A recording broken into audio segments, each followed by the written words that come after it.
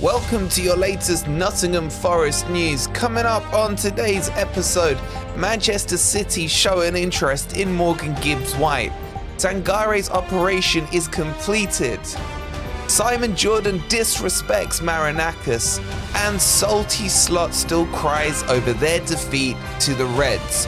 All this and plenty more coming up today on your latest Forest news. Let's get into it.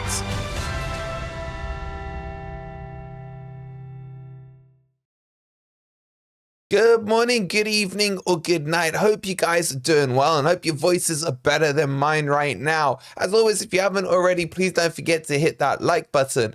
Subscribe to Forest Fan TV if you are new.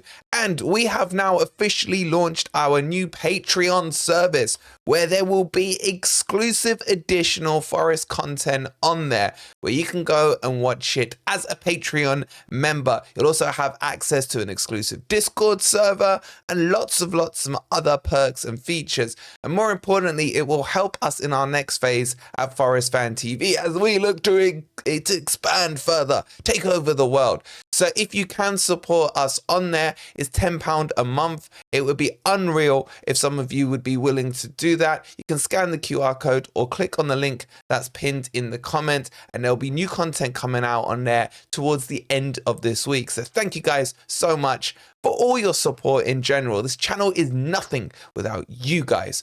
Okay, we've got a lot to talk about right now, and I'm going to kick it off with Morgan Gibbs-White. There's been a new report coming out in HITC saying that Manchester City are interested in Morgan Gibbs-White. Let me read you this quote. HITC can reveal exclusively, they didn't write that exclusive bit, that Manchester City are keeping a close tab on Gibbs-White and have been compiling a detailed dossier. Oof. Sounds like freaking the Iraq War all over again. We are told that City's scouting network are huge admirers of Gibbs-White. Forest remain ambitious and would like to keep Morgan Gibbs-White at the club, and they're preparing to offer him a substantial pay rise given his new status as an England international. So, firstly, let's break that down into a couple of parts. Part of that I believe is true. We know Morgan Gibbs-White will be having contract talks with Forest. I would assume towards the end of this calendar year, something around there, to see if they can look to extend him. And I agree, bump up his pay deal because of what he's done so far. And now he's an England international. As we've said many times before, it's going to add a few extra zeros at the end of the price valuation that Forest put on him. Now, the question really is, are Manchester City interested in Morgan Gibbs-White? The answer is, I think this is absolute BS. Now, in terms of BS, I'm saying that they have some kind of exclusive on them being interested. Of course, Manchester City will be scouting Gibbs-White. They scout pretty much every player in England and in and around the country. And it won't just be Man City. It will be the other Cartel 6. We've seen plenty of links with him, with the likes of Spurs over the summer. Villa we've seen, and so on and so forth. So tagging Manchester City to being interested in Morgan Gibbs-White is really a nothing story as far as I'm concerned. And I wouldn't panic at all if, you got posters of MGW up in your room and what have you. I still think it's fine. Look, this is my opinion. I have no inside information on Morgan Gibbs-White on this one.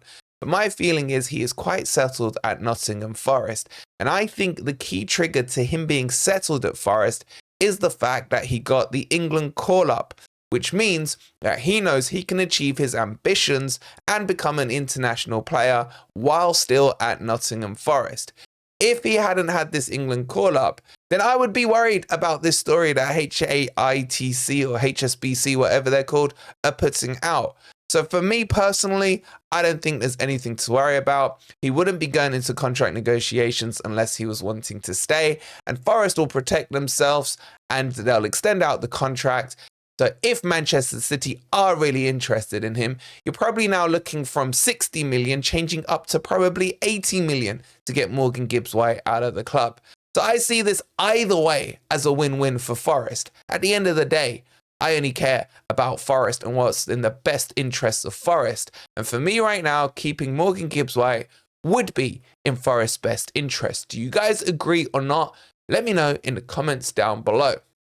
Okay, let's move on to the second story. And I kind of realized we hadn't given you a Sangare update, and there'd been a few questions in some of the live streams about what's going on with him.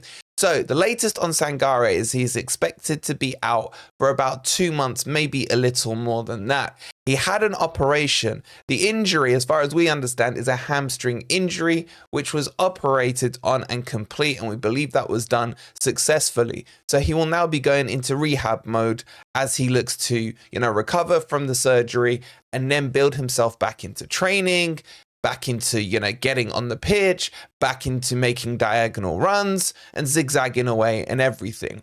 So I don't really think we'll see Sangare until probably the new year. I hope we can see him before that, because we have a really busy December with some huge matches in there. I think we go back to back at Manchester and a couple of other sweaty matches in there, no doubt.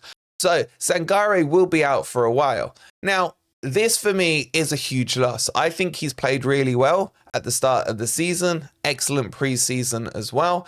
And he just seems to keep getting unlucky with injuries, with malaria, with AFCON. It's just one after the other when it comes to Sangare.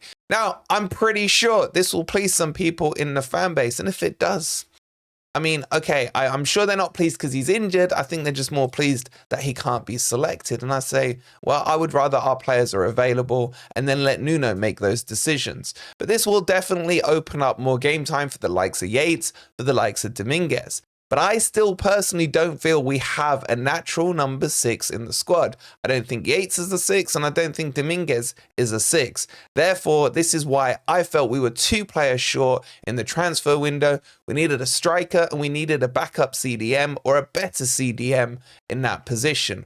And that's why I'm annoyed that we didn't get Andre, the one who went to Wolves. He's a fantastic player, and I would have loved if we were hijacking that deal because we were linked to him. But he's not our problem. He's at Wolves now.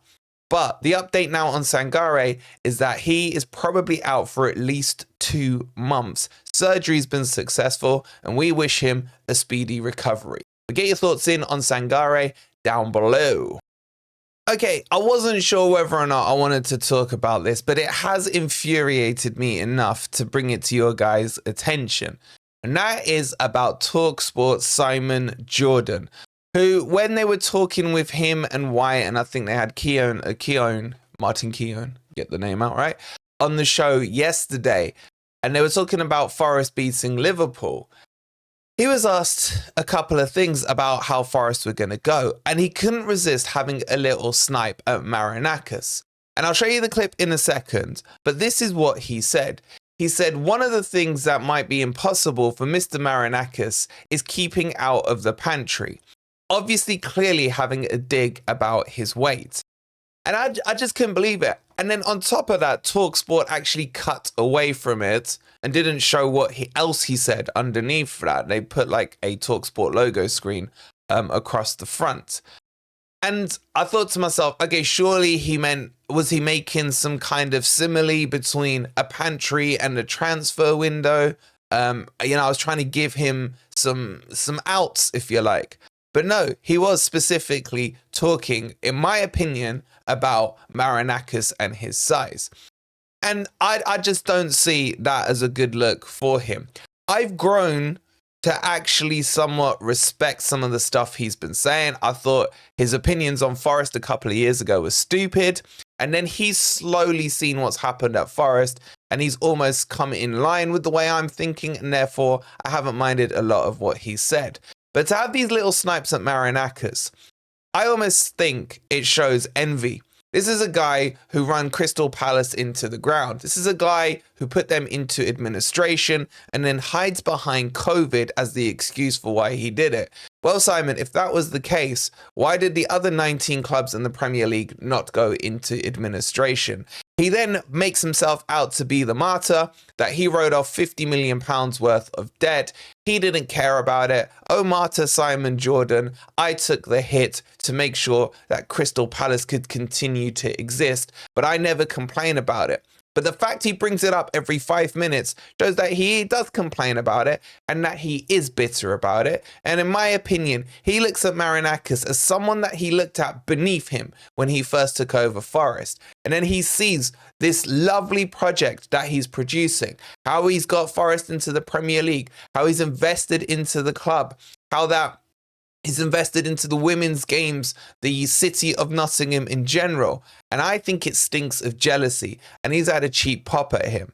Now, having pops at people is fine in context of what you're going to do. I'm about to have one at Slot in a minute. But for someone who's meant to be this professional ex-football owner to do that on a national radio station, in my opinion, is pathetic and stinks of jealousy. What do you guys think about this idiot? I'll put the clip on so you guys can see it, but get your thoughts on it down below. Yeah, maybe. I mean, one of the things that might be impossible for Mr. Marinakis is keeping out of the pantry. All right, so let's talk about Salty Slot, Dr. Evil himself, who has come out with some pathetic quotes about his defeat to Forest. We are living rent-free in his mind, in his players' mind, in his fan base's mind. Hold that 1-0 defeat, you absolute twat.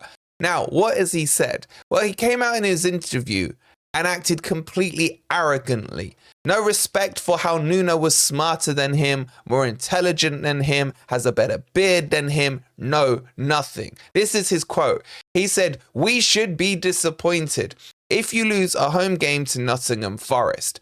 Who the hell do you think you are, mate? Seriously?" And he goes on and doubles down on that. He goes, if you drop points at home, at a home game against Nottingham Forest, then something is wrong. Yes, something is wrong. You are not good enough. That's what's wrong. Not only is he saying, because he didn't say, if you lose to Nottingham Forest, something is wrong. If you draw with Nottingham Forest, it's okay. No, he's insisted that if you drop points at Forest, loss or a draw, it's not good enough. And that for me is arrogance amplified and pathetic for someone who's just come into the Premier League. For someone who's trying to ride a wave of winning 3 games in a row and not conceding any goals. It's a complete and utter joke. And I am glad we humbled him. And he needs to learn quick from that. And I think my message to him and the other 18 managers in that Premier League is that there's going to be a lot of disappointed managers. If the standard now is that something is wrong when you lose to Nottingham Forest or drop points to Forest at home, then there should and hopefully will be a lot of disappointment. So hold that L. Have some class about you. But we know the team you manage and the classlessness that they have in general.